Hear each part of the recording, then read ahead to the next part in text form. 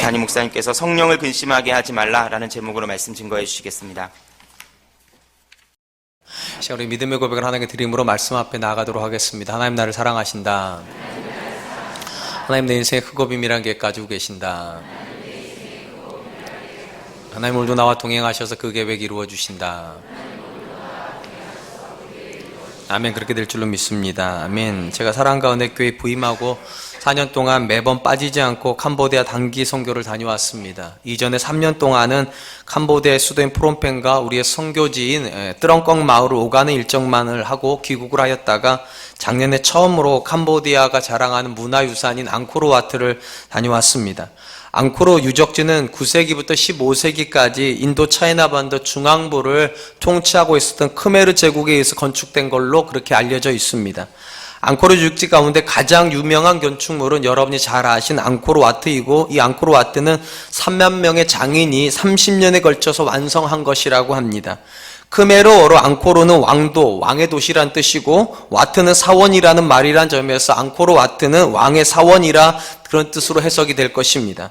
그러니까 앙코르와트는 왕궁과 사원이 함께 공존하고 있는 독특한 공간입니다. 본래 이 사원은 앙코르 왕조의 전성기인 12세기 전반에 수루야 바르만 2세가 세운 것인데, 본래는 힌두교 신과 국왕을 모시는 그런 힌두교 사당으로 만들어졌는데 점점 불교 사원으로 변모되었다고 합니다. 앙코르와트를 다녀와신 분은 다 아시겠지만 앙코르와트를 포함한 앙코르 유적지를 다 도는데 최소한 일주일의 시간이 소요된다고 하니까 규모와 화려함은 달리 표현하기가 어렵습니다.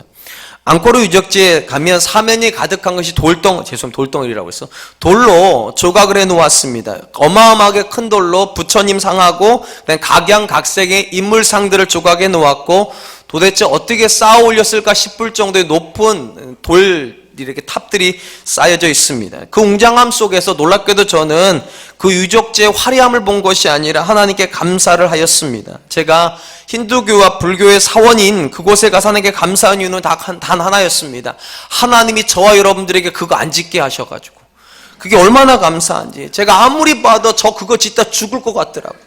근데 저와 여러분들에게는 하나님께서 그런 명령을 안 주셔서 그런 돌 안 만들어도 되고 그런 탑 안 쌓아도 된다니까 그것이 너무나도 감사했습니다. 앙코르와트뿐만 아니라 이집트의 피라미드를 다녀온 사람들도 똑같이 느끼는 것이 있습니다. 어떻게 그 당시에 기술을 가지고 이렇게 웅장한 건축물들을 만들어 놓을 수 있었을까? 우리는 다 감동을 받고, 대부분의 건축물들은, 고대 건축물들은 그것이 신앙의 고백입니다. 그러니까 자기 신들에 대한 믿음을 고백하기 위해서 그렇게 화려한 탑들을 쌓았다는 것입니다. 우리는 그런 탑 앞에서 감동을 하는 것이 맞습니다. 그런데 한 번만 생각해 보시기 바랍니다. 우리가 그런 감동을 하기 위해서 그 당시에 얼마나 많은 사람들이 죽음을 담보로 하여 건축을 하였겠습니까? 제가 그 자리에 만약에 동원이 되었다면 저는 전혀 기쁠 것 같지가 않습니다. 왜냐하면 죽음을 담보로 해야지만 그런 건축물이 나올 수 있기 때문입니다. 제가 앙코르와트와 그 다음에 주변에 2개의 사원을 방문하면서 생각했던 건 딱 하나였습니다. 왜 하나님은 그분을 높이는 화려한 건축물과 화려한 우상들을 세우라고 하지 않으셨을까? 성경이 이렇게 답을 주고 있습니다. 출애굽기 20장 4절, 너를 위하여 새긴 우상을 만들지 말고, 또 위로 하늘에 있는 것이나 아래로 땅에 있는 것이나 땅 아래 물속에 있는 것에 어떤 형상도 만들지 말며. 하나님께서 우상을 만들지 말라고 하신 근본적인 이유는 그 우상은 절대적으로 하나님을 위한 것이 아니라 나를 위한 것이기 때문이랍니다. 그리고 나를 위한 것은 절대적으로 내게 유익이 안 된다는 것이 성경의 이야기입니다. 그러니까 하나님께도 유익이 없고 내게도 유익이 없는 거, 그런 거 뭐하러 만드냐는 것이죠. 만들지 말라는 것입니다. 다시 말씀드릴게요. 성경의 생각은 분명합니다. 하나님을 위하는 것이 가장 나를 위하는 것이고, 하나님을 위하는 것에서 가장 중요한 건 또 이것입니다. 그것이 내게 손해가 되면 또 안 돼요. 하나님은 우리가 손해보면서까지, 그러니까 우리에게 전혀 유익이 없는 일을 하나님의 유익을 위해서 희생하라고 그렇게 말씀하시는 분은 아니기 때문입니다. 하나님께서 우상 숭배를 금지하신 가장 중요한 이유는 거기에 있습니다. 하나님께서 우리를 사랑하시기 때문이에요. 우리를 사랑하시기 때문에 하나님께 아무런 의미도 없고 저와 여러분들에게도 아무런 의미도 없는 그런 돌을 다듬고 그런 조각을 만들고 그런 사원을 만드니라고 평생을 쓰지 말라고, 그런 거 하나님께 기쁨되지 않는다고. 저는 그래서 앙코르와트를 가보면서 그게 너무 감사했습니다. 하나님을 사랑하는 표현이 돌다듬는 게 아니라는 것이 얼마나 좋았던지, 하나님을 사랑한다는 것이 평생을 그렇게 탑이나 쌓고 있는 것이 아니라는 것이 얼마나 감사했던지. 사람이 가지고 있는 가장 탁월한 능력 중에 하나는 상대방의 입장을 헤아리는 능력이라고들 합니다. 일반적으로 이런 능력을 우리는 역지사지의 능력이라 그렇게 부릅니다.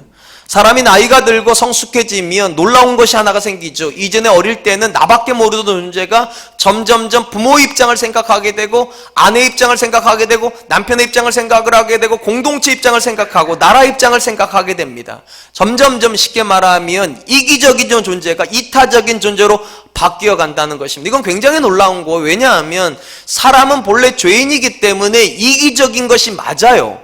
근데 왜 하나님께서 저와 여러분들이 예수님을 닮아가면서 점점 이타적인 사람으로 바꿔 놓으실까요? 이유는 매우 간단합니다. 하나님께서 저와 여러분을 창조하실 때 하나님의 형상대로 창조하셨기 때문입니다. 여러분, 이 하나님의 형상에 대한 해석은 수천 가지가 존재할 수 있겠지만 오늘은 제가 이런 쪽에 초점을 맞추려고 합니다. 하나님의 형상 안에는요, 역지사지의 능력이 들어가 있습니다. 제가 이렇게 말씀드린 이유가 있어요. 우리가 고백하는 하나님은 굉장히 놀랍죠. 어떤 분 놀라운가? 세 분으로 계시는데 한 분이시랍니다. 이걸 삼위일체 교리라고 부릅니다. 상식적으로 생각을 하면, 인간의 생각으로는 이건 불가능합니다. 세 분이 계시다는 말은 세 가지의 생각이 있다는 것일 것입니다. 세 가지의 생각이 하나의 생각이 된다, 그것도 완벽하게 하나가 된다, 우리는 불가능하다고 생각을 해요. 왜냐하면 단 둘이 사는데, 남편하고 아내하고 사는데, 그것도 사랑해서 사는데도 의견이 안 맞아요. 다 맞으시나 봐요, 표정들이. 근데 그렇잖아요. 제가 이제 올해로 이제 제 아내랑 20년째 이제 살기 시작을 하는데 아직도 안 맞아요. 음식 하나도 못 맞추겠어, 솔직히. 옷도 잘 안 맞아요. 근데 세 분의 하나님께서 아무런 어려움 없이 하나가 되신다. 왜 가능한가? 하나님이 역지사지 하나님이시기 때문입니다. 성부 하나님이 일을 하실 때 성자 하나님 고려하실까 안 하실까요? 고려하십니다. 성자 하나님께서 일을 하실 때 성령 하나님 염두에 두셨을까 안 두셨을까요? 염두에 두셨어요. 성령 하나님도 똑같습니다. 성부 하나님을 생각을 하고 일을 하십니다. 여러분, 예수님께서 이 땅에 오실 때 왜 오실 수 있었습니까? 성령 하나님의 입장을 생각하셨기 때문에 오실 수 있는 거죠. 그런 관점에서 하나님께서 역지사지 하나님이란 가장 중요한 증거는 성육신 사건입니다. 하나님은 아셨어요. 사람이 스스로 자기를 구원할 수 없다는 사실을. 하나님께 이렇게 말씀하지 않았죠. 스스로 죄를 깨끗하게 한다면 나한테 와. 그럼 내가 자녀 삼아 줄게. 이거 불가능해요. 불가능한 일을 시키지 않는 것이 역지사지입니다. 그래서 하나님이 어떻게 하셨는가? 우리의 모양으로 이 땅에 오셔가지고 우리가 구원할 수 있도록, 우리의 죄를 깨끗하게 할 수 있는 방법을 만들어 놓으셨잖아요. 예수님 믿으면 된다고. 그런 관점에서 살아가는 성도 여러분, 하나님께서 역지사지 하나님이시라면 우리가 하나님의 자녀가 되었다는 뜻 안에도 우리도 이제 다른 사람을 배려할 수 있는 존재가 되었다는 것인 줄로 믿습니다. 저는 그래서 예수님 믿는 남편이 예수님 믿지 않는 남편보다 더 아내에게 배려심이 많다고 믿습니다. 예수님 믿는 아내들이 예수님 믿지 않는 아내들보다 남편을 더 사랑할 수 있다고 믿습니다. 왜냐하면 우리가 본래 그런 존재로 지음 받았고 예수 그리스도에서 그런 존재로 회복이 되었기 때문입니다. 이 사실을 믿으신다면 믿지 않는 남편보다 우리 믿는 남편들이 더 좋은 남편 되어야 될 줄로 믿습니다. 믿지 않는 아내보다 믿는 아내들이 더 현숙한 아내가 되어야 될 줄로 믿습니다. 저는 또한 하나님께서 역지사지 하나님이시기 때문에 우리에게 주시는 모든 말씀은 본질적으로 우리에게 유익이 있다, 저는 그렇게 믿습니다. 무슨 말인가 하면 역지사지라고 하는 것은 내게 유익이 있고 그 사람에게 해로운 건 절대로 안 하는 능력이에요. 왜냐, 입장을 바꿔놓고 보면 내게 해로운 건 그 사람에게도 싫은 거예요, 사실은. 만약에 하나님께서 역지사지 하나님이 맞으신다면 하나님은 절대로 하나님께는 영광이 되지만 내게는 손해가 되는 그런 말씀 하실 수 있습니까? 없습니까? 못합니다. 하나님께도 영광이 되고 내게도 유익이 돼야 그것이 역지사지예요. 그리고 하나님은 정확하게 그렇게 말씀하셨어요. 이것이 맞다면 우리가 하나님의 말씀 앞에 설 때마다 이렇게 믿어야 됩니다. 나를 사랑하셔서 저렇게 말씀하시지, 나를 사랑하셔서 이렇게 기록해 놓으시는 것이지. 사실 성경 말씀 중에 우리에게 유익이 없어 보이는 굉장히 많은 말씀들이 있습니다. 예를 들면 원수를 사랑해라. 원수는 나를 마음대로 미워하는데 나는 원수를 어떻게 사랑해요? 그건 내게 유익이 없어 보여요. 그런데도 이렇게 믿으셔야 돼요. 그것이 나를 사랑하신 하나님의 말씀이라고. 그것이 내게 유익이라고. 11조를 하나님께 드리라. 참 어려운 부분이에요. 아니, 하나님께서 11조, 그러니까 11조를 주시고 하나 떼고 10 너 가져. 이게 좋은데 10밖에 안 주시고 하나를 떼시니까, 그러니까 11을 주시고 하나 떼는 거 쉬운데 10개 주고 하나 떼는 거 굉장히 힘들잖아요. 근데 왜 그거를 우리가 믿음으로 받아야 됩니까? 하나님이 역지사지 하나님이시니까. 그것이 우리에게 유익이 있다고 믿으셔서 말씀을 하시는 거라는 거죠. 중요한 건 이것입니다. 하나님은 언제나 저와 여러분을 생각하십니다. 다시요. 하나님은 언제나 저와 여러분을 생각하십니다. 중요한 건 이것입니다. 그러면 우리는 어쩌냐는 거예요. 우리도 하나님을 생각합니까? 우리가 하는 행동, 우리가 하는 선택, 우리가 하는 말 속에 우리는 하나님을 생각하면서 그 말을 합니까? 성경적으로 말하면 한 사람의 성숙을 가장 잘 나타내주는 것은 얼마나 그가 예수님을 닮았는가입니다. 그래서 이런 말씀이 나오는 것이죠. 로마서 13장 14절, 오직 주 예수 그리스도로 옷 입고 정욕을 위하여 육신의 일을 도모하지 말라. 정욕을 위하여 육신의 일을 도모하지 말라는 말은 이전처럼 내 유익을 위해서만 살지 말라는 거예요. 내 생각만 하지 말라는 거예요. 대신 어떻게 하라는 겁니까? 예수 그리스도로 옷 입으라고. 쉽게 말하면 예수님이라면 이 상황에서 어떻게 말씀하실까? 예수님이라면 이 상황에서 어떤 결정을 하셨을까? 그런 생각을 하라는 거. 왜냐? 하나님도 저와 여러분을 생각하시니까 우리도 하나님을 생각을 해야 된다는 것이지요. 오늘 본문도 정확하게 그 관점의 연장이라고 생각하면 좋을 것입니다. 바울이 에베소 교회 성도들을 뭐라고 말하는가? 하나님이 너희를 선택하셨고 하나님의 자녀 삼는 게 맞다면 너희도 하나님을 생각을 해야 된다는 것. 그 부분이 어떤 거니까 성령을 고려해야 된다는 것입니다. 그래서 이렇게 말을 하죠. 30절에 하나님의 성령을 근심하게 하지 말라. 그 안에서 너희가 구원의 날까지 인치심을 받았느니라. 우리 성경에 근심하다라고 번역된 단어는 문자적으로 슬프게 하다 또는 고통스럽게 하다는 것입니다. 참 놀라운 것은 우리가 어떤 말을 하고 어떤 행동을 하느냐에 따라서 성령님께서 근심하실 수 있답니다. 성령님께서 슬퍼하실 수도 있답니다. 여러분, 이게 무슨 뜻인가? 성령 하나님이 인격이라는 것이죠. 여러분, 인격은 뭡니까? 인격은요, 상대방에 의해서 내가 영향을 받는 게 인격입니다. 그러니까 남편이 기쁘면 아내도 기뻐지는 게 인격이에요. 아내가 슬프면 남편도 슬퍼지는 게 인격이에요. 그래서 교감이 잘 되는 부분은 이 공감이 서로 잘 공감이 됩니다. 감정들이. 그런데 관계가 안 좋은 부분은 어떤가? 남편은 기쁜데 아내는 안 기뻐요. 아내는 기쁜데 남편은 안 기뻐요. 이런 일들이 벌어져. 이거는 관계가 좋은 게 아니에요. 관계가 건강하다는 것은 감정이 주고받아진다는 것입니다. 그리고 놀라운 것은 성령님께서 그러신다는 거예요. 우리가 어떤 말을 하느냐에 따라서 성령님이 기쁘시기도 하시고 슬프시기도 하다고. 엄밀히 말하면 우리가 성령님을 닮은 겁니다. 왜냐하면 우리가 성령으로부터 나온 사람이니까. 여러분 잘 아시는 대로 하나님은 인격적인 하나님이시지요. 그래서 우리가 하는 행동에 대해서 하나님 분노하시기도 하시고 우리가 하는 행동 때문에 하나님 기뻐하시기도 하시죠. 그리고 이렇게 말을 한다는 거예요. 너희 안에 예수 그리스도를 믿는 순간에 우리 안에 좌정해 계신 성령님이 우리가 하는 말, 우리가 하는 선택, 우리가 하는 행동 때문에 기뻐할 수도 있고 슬퍼하실 수도 있다는 사실을 늘 염두에 두고 말도 하고 행동도 하라는 것입니다. 그 다음에 여러분 한 번만 생각해 보죠. 여러분들이 인간관계를 하실 때 언제 가장 슬프시던가요? 언제 가장 분노가 일어나던가요? 물론 사람을 슬프게 하고 분노케 만드는 상황들은 굉장히 많을 수가 있습니다. 그런데 공통적으로 어떤 누군가가 분노를 느끼는 상황은 거의 똑같습니다. 내 존재가 인정되지 않을 때입니다. 분명히 내가 거기에 있는데 누군가가 내 존재를 아예 인식을 안 하거나 또는 인식하지만 관심을 안 가질 때 사람은 분노해요. 우리가 흔히 투명인간 취급한다고 그러잖아요. 남편에게 기분 나쁘면 아내들이 거실에 남편이 있는데도 사람 취급 안 하잖아요. 분명히 밥 시간이 됐으면 밥 먹으라 말을 해줘야 되는데 말을 안 하잖아요. 그럴 때 남편들이 존심이 상한다고 그래요. 존심이. 사람 대접을 안 해주니까. 저희 집에 아들 둘이 있습니다. 언제 가장 기분 나쁜 줄 아세요? 아빠가 있는데 아빠가 있는 줄 몰라요.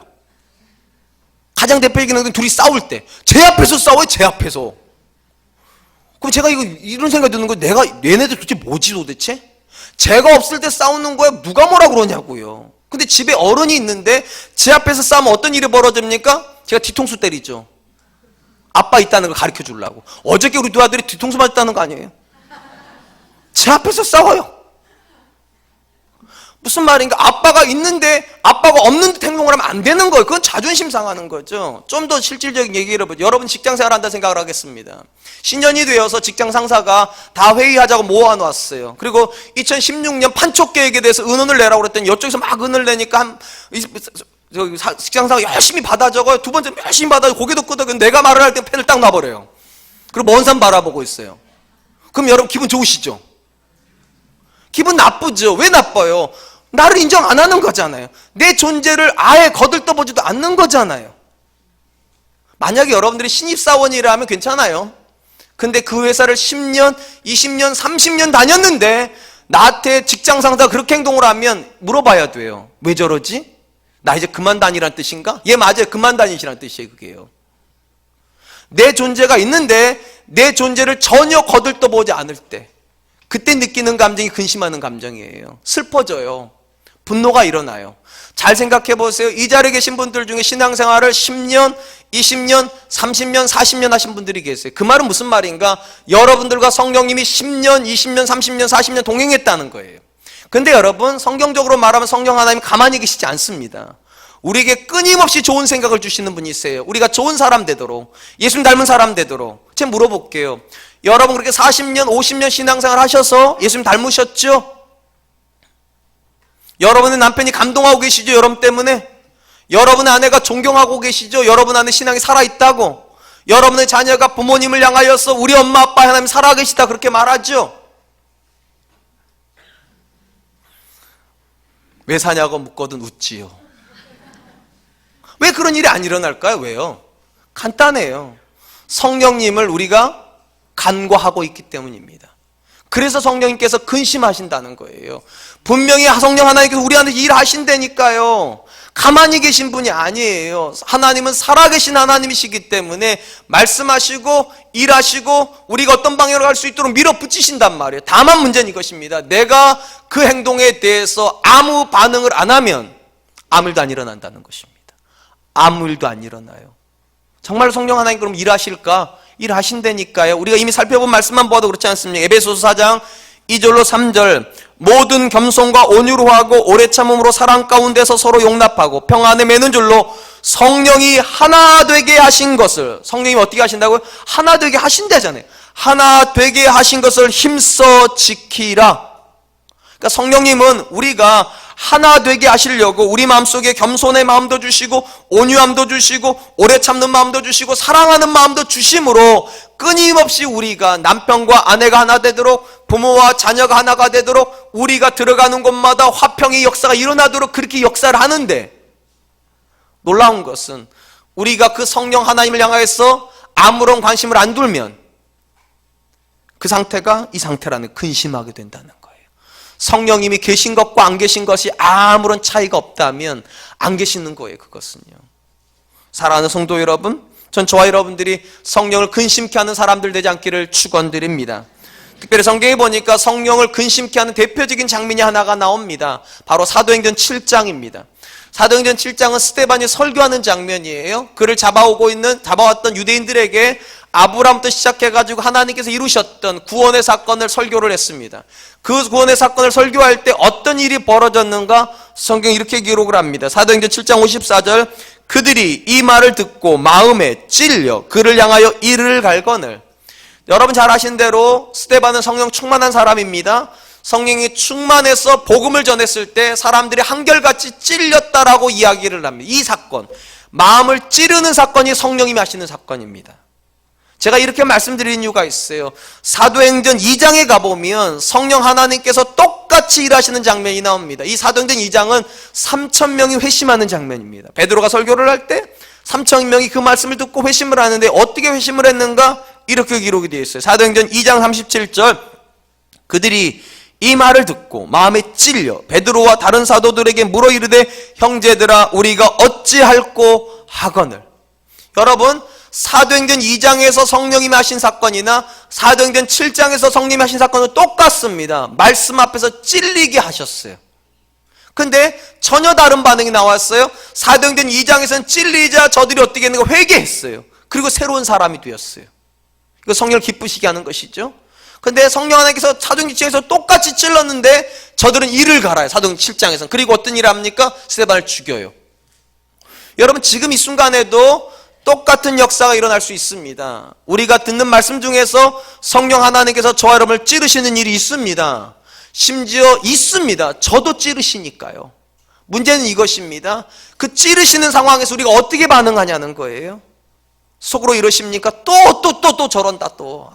그냥 맨날 허구한 날 남편한테 잘해라, 아내한테 잘해라, 자식한테 잘해라. 뭐 다른 말은 없나? 없어요. 성경에 그런 얘기밖에 안 나와요. 뭐 어떤 얘기를 하라고 저보고요. 또 지 자랑한다, 또 지 아들 자랑하고 지 아내 자랑한다. 어쩌라고요. 성경이 그런데요. 사랑하는 성도 여러분, 찌르면 받아들이세요.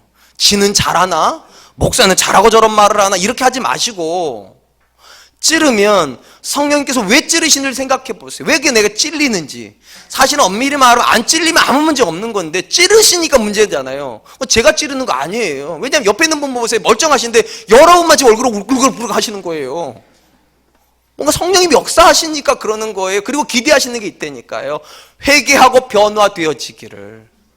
그게 성령님이 우리에게 기대하셔서 하시는 일인데 대부분의 성도들이 어떻게 하는가? 찔리고 나면 화를 내요. 목사님이 나 들으라고 저러시나?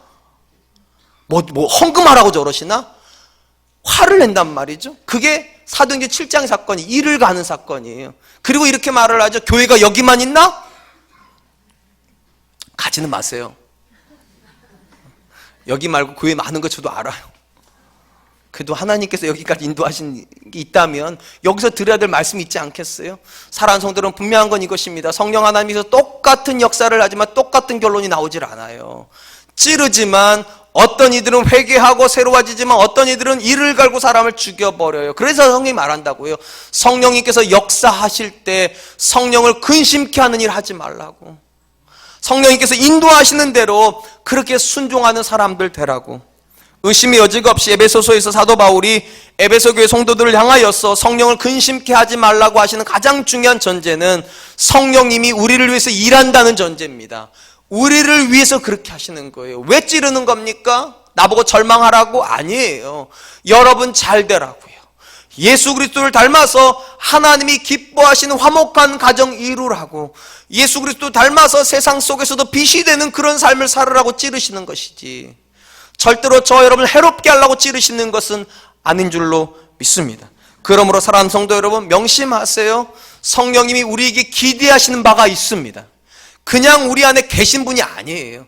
우리가 어떤 존재가 되기를 기대하시고 어떤 행동을 하기를 기대하시고 어떤 말을 하기를 기대하시는 것입니다. 그리고 더 중요한 거, 이렇게 우리가 성령에 순종해야 되는 이유가 있다는 거예요. 우리가 성령 안에서 인치심을 받았기 때문에. 30절 중반절 보세요. 그 안에서 너희가 구원의 날까지 인치심을 받았느니라. 이게 무슨 말인가 하면, 사실 성도는요, 구원을 받았는지 안 받았는지 하나님 앞에 서봐야지 아는 것입니다. 또 예수님 이 땅에 오실 때 예수님 앞에 서볼 때 아는 거예요, 사실은. 그러니까 구원은 미래형이에요, 사실은. 근데 놀랍게도 우리는 뭐라고 말합니까? 구원 받았다 말합니다. 과거형으로 표현을 해요. 왜 이런 일이 벌어졌습니까? 하나님께서 미래형인 구원을 예수 그리스도 안에서 성령을 주심으로 확증시켰다는 거예요. 내가 하나님의 사람이라는 것을. 그래서 우리는 미래에 받을 구원이지만 이미 받았다고 선언하는 거예요. 그리고 여러분들이 정말로 성령을 소유하고 있는 사람이 맞다면 소유권이 성령님에게 있습니다. 엄밀히 말하면 여러분이 성령을 소유하고 계신 것이 아니라 성령이 저와 여러분을 소유하고 있는 것이 맞습니다. 그러면 우리가 성령을 거역하는 게 가능합니까? 바울이 말하는 거예요. 그건 불가능하다는 거예요. 성령을 근심케 한다는 것 자체가 사실은 불가능하다는 거예요. 그렇다면 다시 한번 물어보죠. 우리가 성령을 소유하고 있다는 증거가 무엇입니까? 그게 확실해야지 내가 순종할지 안 할지 결정할 거 아니겠어요?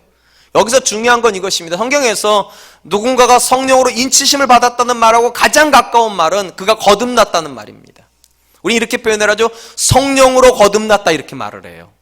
그게 성령으로 인치셨다는 거예요. 그럼 거듭났다는 증거는 또 무엇인가? 아주 간단합니다. 내 안에 새로운 생각이 일어나기 시작했다는 거예요. 과거에 내가 거듭나기 이전에 했던 생각이 분명히 있습니다. 그런데 거듭나고 나면 새로운 생각이 들어와요. 왜냐? 내 안에 성령님이 계시니까요. 내 안에 예수님이 성령님과 함께 계시기 때문에 이전에는 해보지도 못했던 생각들이 올라옵니다. 나를 개선하려고 하는 의지가 생겨요. 새로워지고 싶어하고 싶은 강력한 열망이 생기기 시작해요. 나도 한번 좋은 남편 되고 싶다고, 나도 한번 좋은 아내 되고 싶다고, 나도 좋은 부모 되고 싶다고. 이 자리에 계신 분들 중에 이런들 어떠하리 저런들 어떠하리 그런 마음이 생기시면 그 성령 없는 겁니다. 근데 내 안에서 나도 정말로 좋은 엄마 한번 돼보고 싶다고, 하나님 나 좋은 엄마 되게 해주세요, 나도 좋은 아내 좀 되고 싶어요 하나님, 그런 기도를 한 번이라도 드리신 적이 있다면 여러분의 성령 계신 거예요. 왜냐하면 우리는 별로 그런 생각 안 하는 존재들이거든요. 본래는 이 모양 이대로 살다 죽다 그런 거 우리 아니에요. 나 바꾸려고 하지 말라고, 나 그냥 이 모양 이 꼴로 살 거라고. 우리 텔레비전에서 많이 보는 이야기들이 이런 게예요. 근데 성령은 그렇게 안 놔두시거든요. 나를 변화시키기를 원하세요. 분명한 건 이것입니다. 누군가는 이 음성이 굉장히 잘 들리는데 누군가는 이 음성이 안 들린다는 거예요. 똑같은 성령을 모시고 계심에도 불구하고 누군가에게는 이 음성이 잘 들려요. 근데 누군가는 이 음성이 안 들려. 왜 그럴까요? 그래서 성경이 이렇게 말하잖아요. 성령의 충만함을 받으라고. 성령이 충만해지면 내 안에서 성령님의 생각이 충만해져요. 그래서 성령이 소멸된다는 얘기가 나와요. 성경에요. 쉽게 말을 하면 내가 성령의 생각을 못하기 시작한다는 겁니다. 그럼 언제 충만해지고 언제 소멸이 되는가? 아주 간단해요. 최근에 제가 사랑과 은혜교회 오고 나서 제 아내랑 참 커피숍 많이 다닙니다. 팔자 좋아서 그런 거 아니에요. 제 아내가 요즘 와서 이상하게 저한테 자꾸만 커피숍 가자고 그래요. 왜 그럴까요? 갑자기 막 사례비가 막 올라서 그럴까요? 그런 거 아니에요. 제가 최근 들어서 제 아내의 이야기를 많이 들어주고 있단 말이죠. 많이 들어주고 많이 공감해주고, 그리고 자주는 아니지만 가끔씩 설거지도 하고, 자주는 아니지만 쓰레기도 같이 분리수거하러 나가고. 그러니까 제가 제 아내의 이야기를 들어준다는 게 느낌이 오니까 제 아내가 자꾸만 저를 데리고 나가서 커피숍 가서 커피 마시면서 애 이야기도 하고, 자기 친구들 이야기도 하고, 자기 가정 얘기도 하고. 제가 올해로 20년째 제 아내랑 20년째 살기 시작을 했습니다. 저도 깜짝 놀라요. 제가 제 아내랑 커피숍에 앉아있으면. 왜냐하면 대부분 다 젊은 애들이 앉아있는데 거기에 저랑 제 아내가 앉아가지고 다 얼굴 눈으로 마주보면서, 이게 중요해요. 눈을 마주보면서 볼 게 뭐 있다고 20년이나 봤는데. 여러분 이게 중요한 게 이겁니다. 여러분 똑같은 존재도요, 내가 그 이야기를 들어주기 시작을 하면 상대방이 나를 원합니다. 우리가 성령의 충만함을 받는 게 다른 게 아니에요. 내가 성령의 이야기를 듣고 싶어하면 성령님도 나를 원하십니다. 그럼 나한테 계속 말씀하세요. 근데 내가 안 들으려고 하면 아무리 같은 공간에 20년을 있어도요, 서먹서먹해져요. 소원해져요. 사랑하는 성도 여러분, 무엇이 성령 충만함입니까? 아주 간단히 말씀드릴게요. 여러분들이 성령의 소리를 듣고 싶어하는 게 성령 충만함이에요. 그러면 어김없이 성령님이 말씀하세요. 제가 요즘 깜짝깜짝 놀라는 게 있다니까요. 집에 앉아있다가 갑자기 어떤 생각이 드는가, 진짜 한 달에 한두 번 드는 생각인데, 설거지 한번 할까? 이런 생각 왜 나는 거예요 도대체? 저도 좀 깜짝깜짝 놀라요. 쓰레기를 버려놓으면 내 아내가 기뻐하려나? 왜 이런 생각이 드는 걸까요 제가요? 그 성령님 하시는 생각이에요. 제 안에 본래 그런 생각 없었던 거예요. 예전에 싸우고 나면 저는 어떤 생각이 있었는가, 모든 잘못은 제 아내가 한 거예요. 그럼 제 아내도 인정해요. 말빨이 딸리니까. 자기가 잘못 안 한 것 같은데 저랑 얘기를 하면 자기 잘못한 것 같대요. 항상 사과를 제 아내가 했죠 저한테요. 근데 최근에 어떤 생각이 드는 것? 네가 한 번 하면 어떻게 하는 생각이 들어요? 왜 그러는 거죠 도대체 이게? 죽을 날이 가까운 건가요? 아니죠. 그거 아니죠. 제가 다른 건 모르겠지만 제가 사랑과 은혜교회 와가지고 정말로 하루 종일 하는 일이 말씀 보는 일이고, 하루 종일 설교 준비하고, 거의 어디 안 가요. 예전에 부목사 때는 신방이라도 하면서 많이 돌아다녔지만 저는 거의 지금 사랑과 은혜교회 와서 계속 일주일 동안 계속 설교만 준비를 해요. 그럼 놀라운 것은 제 안에서 성령 하나님께서 말씀하시는 거죠. 한번 설거지하면 네 아내 좋아할 텐데, 쓰레기 분리수거해주면 네 아내가 굉장히 행복해할 텐데, 그럼 같이 커피숍 갈 텐데. 그러니까 사랑하는 성도 여러분, 거듭났다는 증거가 뭐냐는 거예요. 거듭났다는 건 생각이 달라지고 있다는 거예요. 이전에는 내 자식이 왜 저러나는 생각밖에 안 들었어요. 왜 저렇게 사는지 모르겠다 이런 생각 안 들었는데 어느 날 갑자기 이런 생각이 드는 거죠. 내가 혹시 좋은 본을 못 보여줘서 그러는 건가?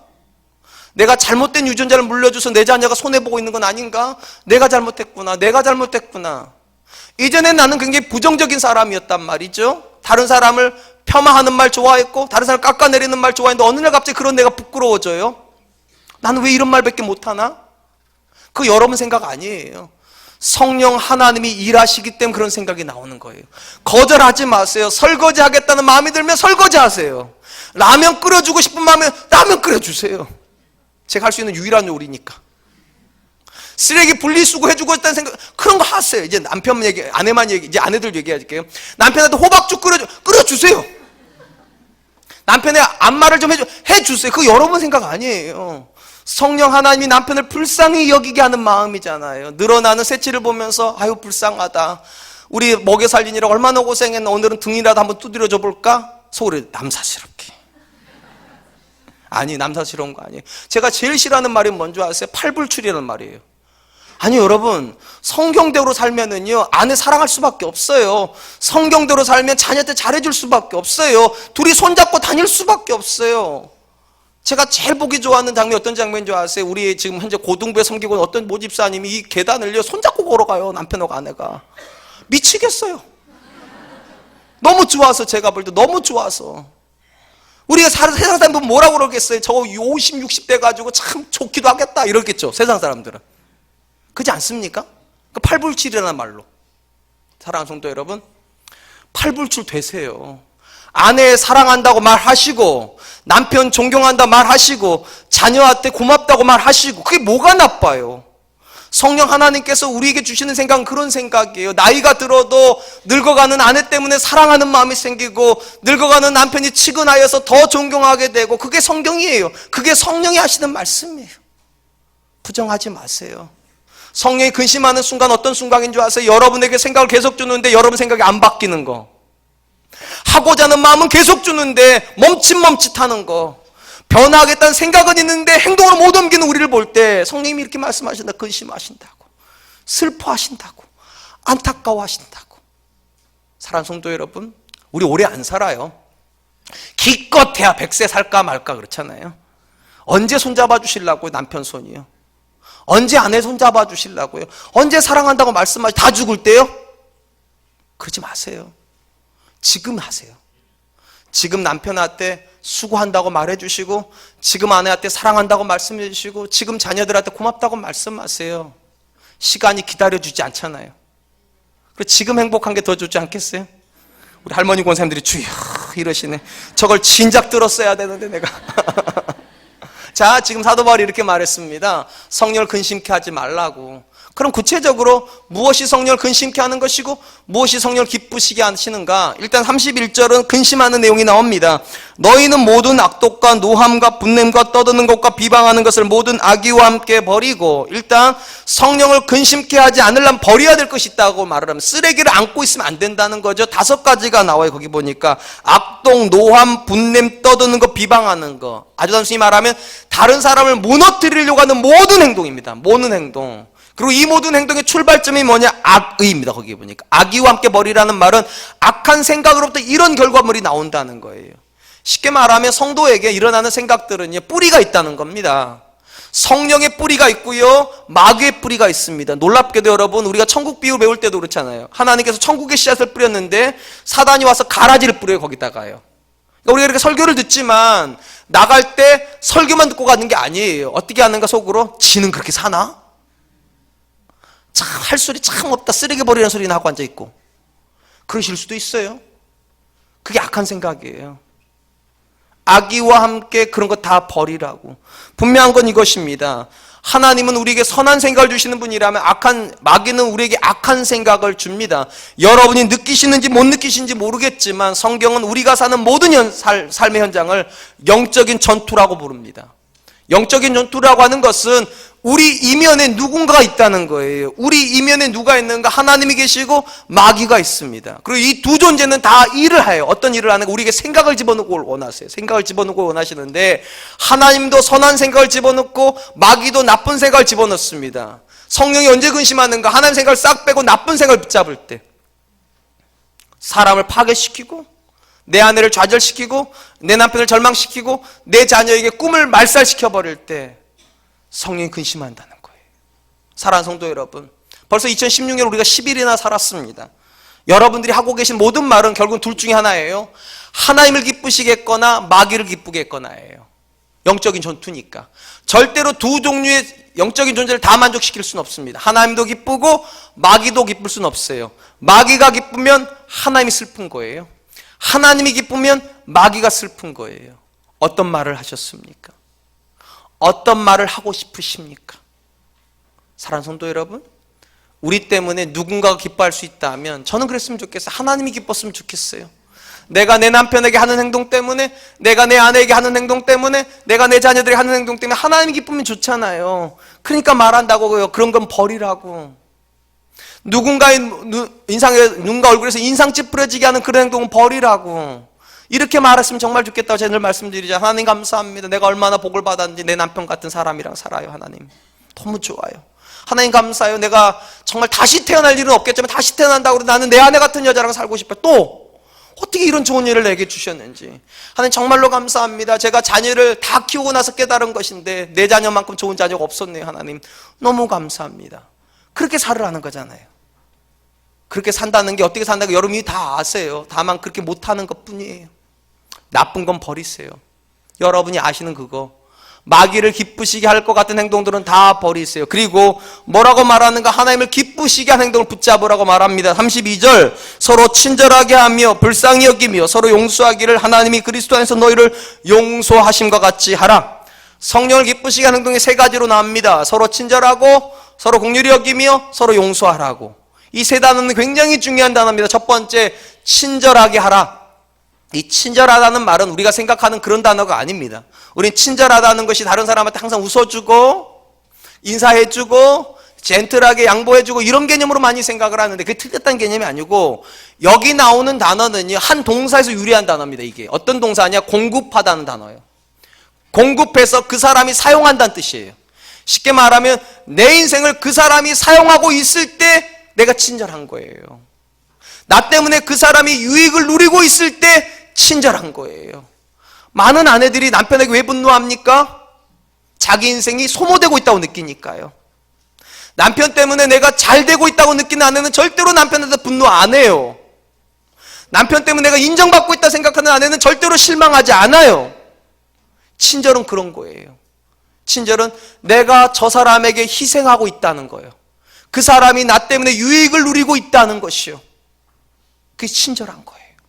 우리 사랑과 은혜교회 성도님들이 새해는 정말로 다른 누군가에게 내가 유익을 끼치는 사람이 되었으면 좋겠습니다. 그래서 제가 자주 말씀드리잖아요. 복을 많이 받는 게 중요한 것이 아니라 복이 많이 되는 거라고. 다른 사람에게 내가 시간을 공급해주고 물질을 공급해주고 사랑을 공급해주는 거, 그 상태가 친절한 거예요.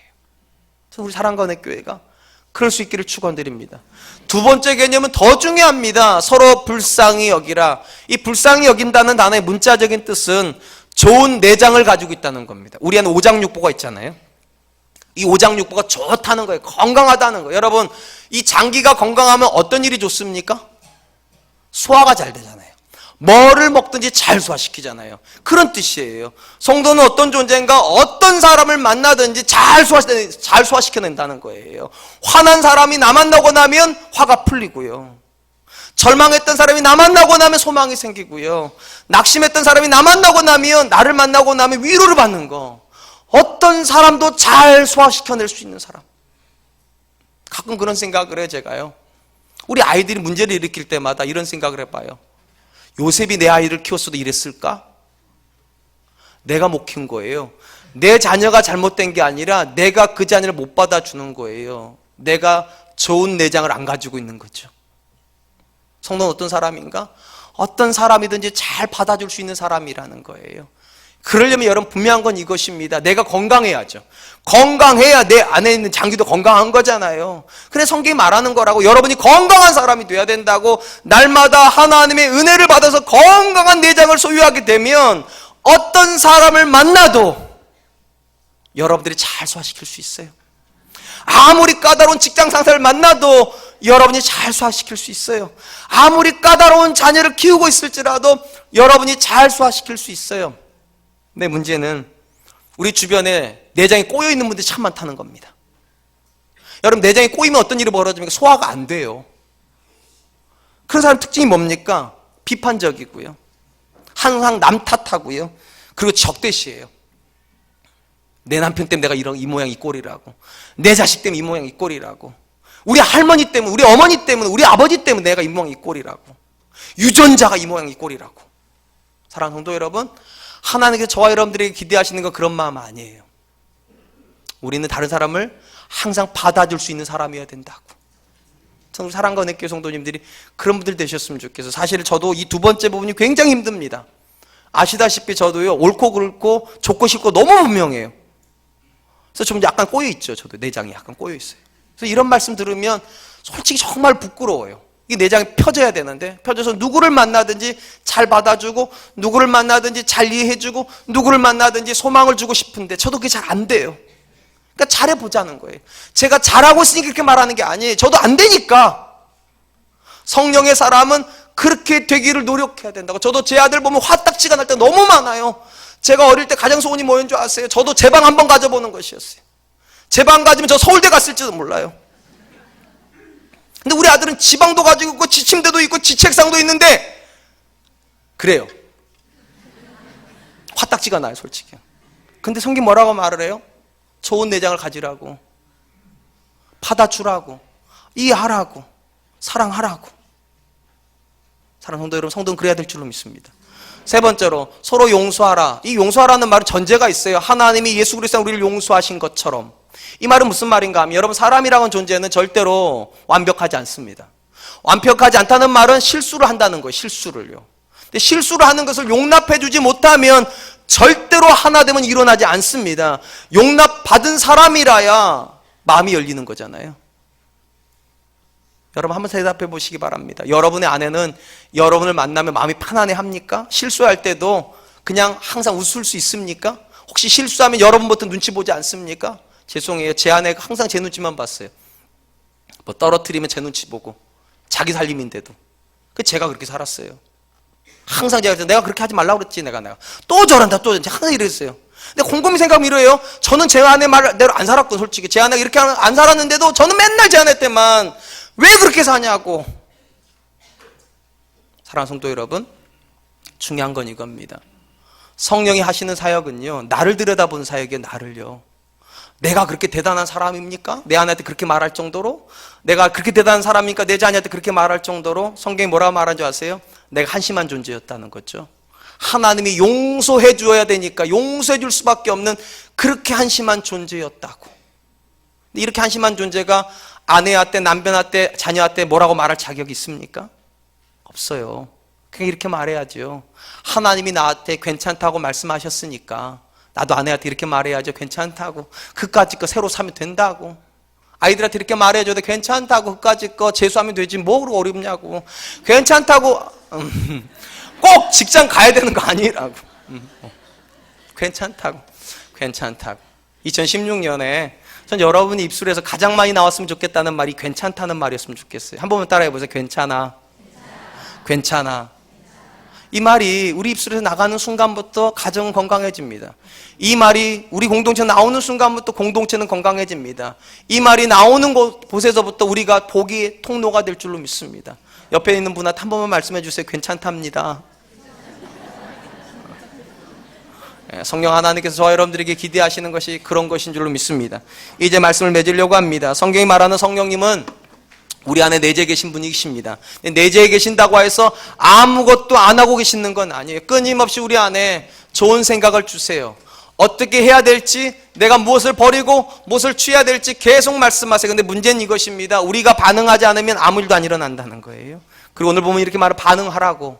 어떻게 반응하라고요? 성령을 근심하는 일은 버리라고요. 모든 악한 행동들, 모든 악한 생각들은 다 버리고 세 가지를 취하라고 말을 합니다. 서로 친절하라고. 내가 그 사람에게 헌신하는 것입니다. 그 사람이 나한테 헌신하는 거 아니에요. 서로 친절하라. 두 번째, 좋은 내장을 가지는 거라고. 불쌍히 여기라고.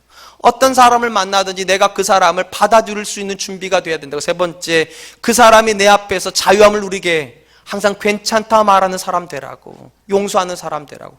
저는 우리 사랑과 은혜교회가 그런 공동체 되었으면 좋겠고, 그런 가정이 이루었으면 좋겠고, 그런 직장 생활할 수 있기를 주님의 이름으로 축원드리겠습니다. 이 시간 이렇게 찬양으로 나아갈 텐데요, 나 주님의 기쁨 되기 원하는 찬양하려고 합니다. 영적인 전투 현장에서 우리는 사단을 기쁘게 하거나 아니면 하나님을 기쁘시게 하는 사람입니다. 그러면서 2016년을 우리가 계획하면서 이런 계획을 했으면 좋겠어요. 하나님을 기쁘시게 하는 사람 되게 해주십시오. 내가 정말로 주님의 기쁨 되기를 원합니다. 우리 함께 찬양했으면 좋겠습니다.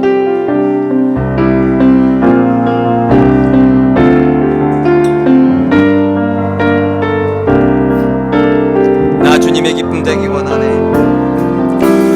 나 주님의 기쁨 되기 원하네. 내 마음을 새롭게 하소서. 새 부대가 되게 하여 주사. 주님의 빛 비추게 하소서. 내가 원하는 한 가지, 주님의 기쁨이 되는 것. 내가 원하는 한 가지, 주님의 기쁨이 되는 것. 겸손히 내 마음 드립니다. 겸손히 내 마음 드립니다. 나의 모든 것, 나의 모든 것 받으소서. 나의 마음 깨끗게 씻어주사. 주의 길로 행하게 하소서. 내가 원하는 한 가지, 주님의 기쁨이 되는 것. 내가 원하는 한 가지, 주님의 기쁨이 되는 것. 이 시간 잠시 기도할 터인데요, 사랑하는 성도 여러분, 저와 여러분의 삶의 목적은 무엇입니까? 우리 신앙이 가지는 궁극적인 목적은 무엇입니까? 오늘 이렇게 말을 합니다. 성령을 금식케 하는 것이 아니라 성령의 기쁨이 되는 것이라고 말을 합니다. 사랑하는 성도 여러분, 세 가지 제목을 가지고 기도했으면 좋겠습니다. 하나님, 내가 친절한 사람 되게 하여 주시옵소서. 내가 누군가를 불쌍히 여기는 사람 되게 하여 주시고, 다른 사람을 향해서 넉넉한 마음으로 용서할 수 있는 사람 되게 하여 주시옵소서. 그래서 하나님, 2016년 동안 내 삶에서 그리스도의 향기가 드러나게 하여 주시고, 나를 알고 있는 이들마다 내 안에 계신 하나님을 찬양할 수 있도록 도와주시고, 내가 그렇게 하나님께 영광 돌리는 사람 되게 하여 주시옵소서. 성령을 근심케 했던 모든 생각들, 모든 말들 내려놓게 하여 주시고, 오직 하나님 뜻 따라서 말하고 선택하고 행동할 수 있도록 주님 도와주시옵소서. 우리 같이 한번 기도하도록 하겠습니다. 기도하겠습니다. 하나님,